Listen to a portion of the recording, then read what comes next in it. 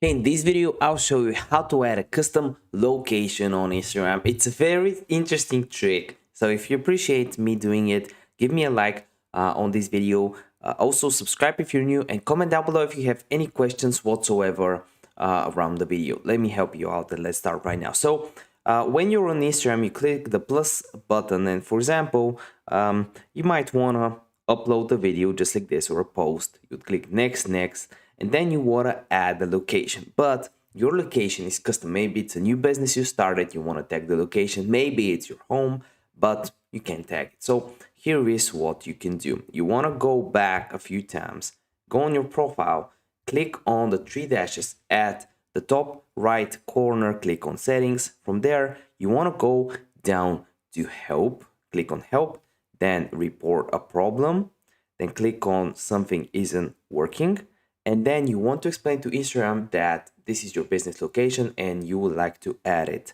And sometimes it works. Within 1-2 weeks you can get a reply. And another thing you can actually do is just tag the location within your caption, so you can edit the post and just type in the location right here as text.